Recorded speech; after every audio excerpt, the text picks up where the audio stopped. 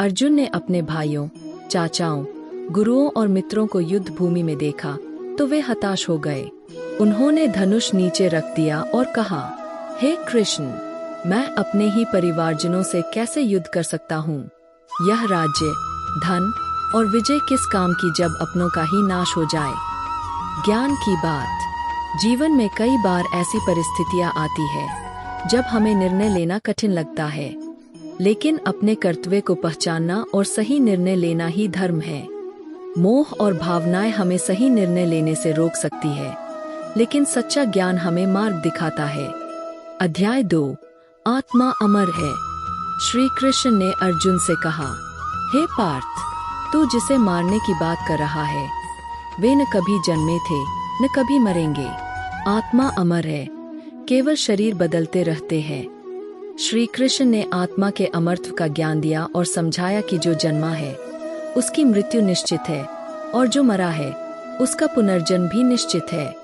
इसलिए किसी की मृत्यु का शोक करना व्यर्थ है। ज्ञान की बात। आत्मा अजर-अमर है, मृत्यु केवल शरीर का अंत है। हमें दुख और भय से मुक्त होकर अपने कर्तव्य का पालन करना चाहिए।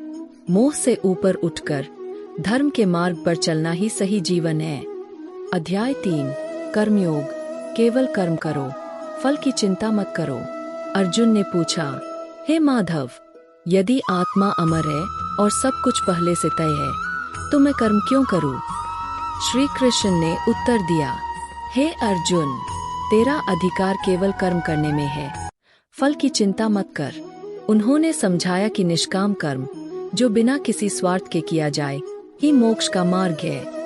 जो व्यक्ति केवल फल की इच्छा से कर्म करता है वह बंधनों में बंध जाता है। ज्ञान की बात।